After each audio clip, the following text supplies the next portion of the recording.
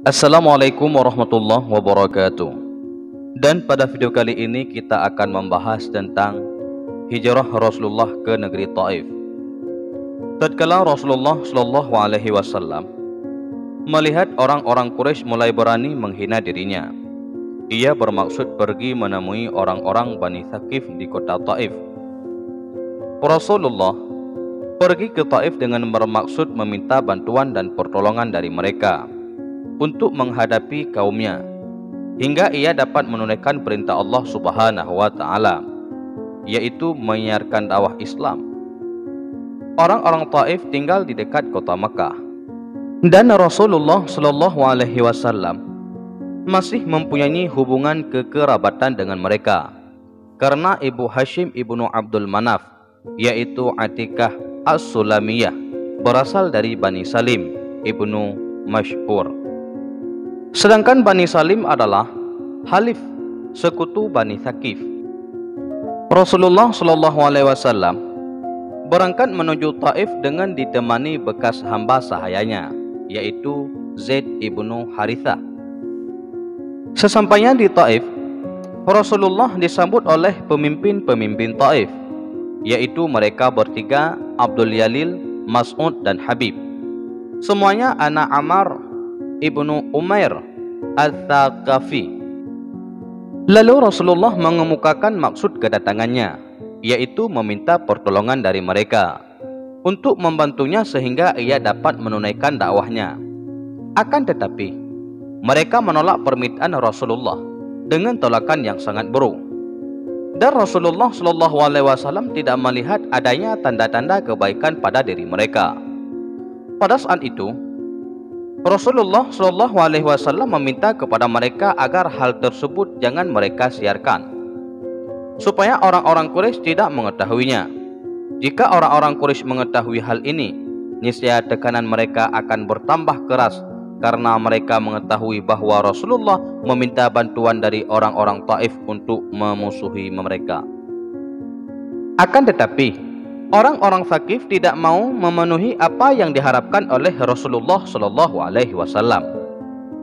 Bahkan sebaliknya, mereka mengirimkan orang-orang bodoh dan anak-anak mereka untuk berbaris di sepanjang jalan, lalu melempari Rasulullah dengan batu. Akibat perlakuan tersebut, Rasulullah Shallallahu Alaihi Wasallam mengalami luka-luka berdarah.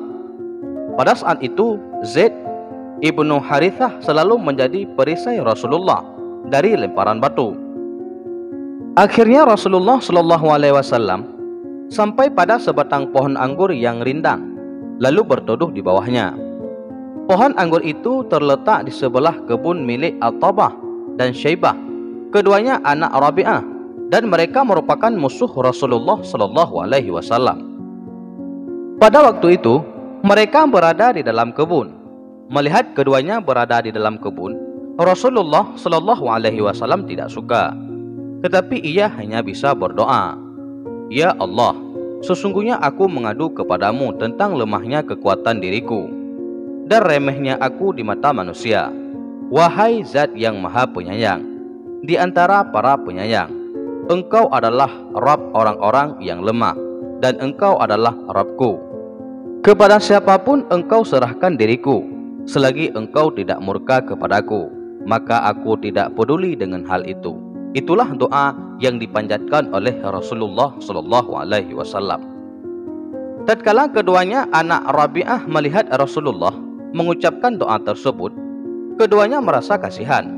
Kemudian keduanya mengirimkan buah anggur kepada Rasulullah melalui Addas, bekas hamba sahaya mereka yang beragama Nasrani. Tatkala Rasulullah mulai memakannya, dia mengucapkan Bismillahirrahmanirrahim. Addas berkata, perkataan itu belum pernah diucapkan oleh penduduk negeri ini. Lalu Rasulullah Shallallahu Alaihi Wasallam bertanya, "Dari negeri manakah engkau dan apa agamamu?" Addas menjawab, "Aku pemeluk agama Nasrani dari Nainawi." Rasulullah Shallallahu Alaihi Wasallam bersabda, "Kalau begitu, engkau berasal dari kampung orang yang saleh, yaitu Yunus ibnu Matta." Addas bertanya keheranan, "Siapakah yang mengajarimu tentang Yunus?" Lalu Rasulullah SAW membacakan kepadanya Al-Quran yang di dalamnya terdapat kisah tentang Nabi Yunus alaihissalam.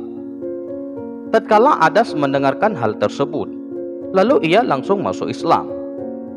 Setelah itu datanglah malaikat Jibril seraya membawa pesan dari Allah Subhanahu wa taala. Lalu malaikat Jibril berkata, "Sesungguhnya Allah telah memerintahkan aku supaya menuruti apa yang kamu kehendaki terhadap kaummu, oleh sebab apa yang telah mereka perbuatkan terhadap dirimu." Akan tetapi Rasulullah SAW hanya berdoa, "Ya Allah, berikanlah petunjuk kepada kaumku, karena sesungguhnya mereka tidak mengetahui." Mendengar doa yang diucapkan oleh Rasulullah, malaikat Jibril berkata, "Benarlah orang menamakanmu sebagai orang yang hati lemah lembut dan penuh kasih sayang." Dan itulah sekilas kisah perjalanan Rasulullah menuju ke kota Taif. Semoga bermanfaat bagi kita semua. Amin amin ya rabbal alamin. Assalamualaikum warahmatullahi wabarakatuh.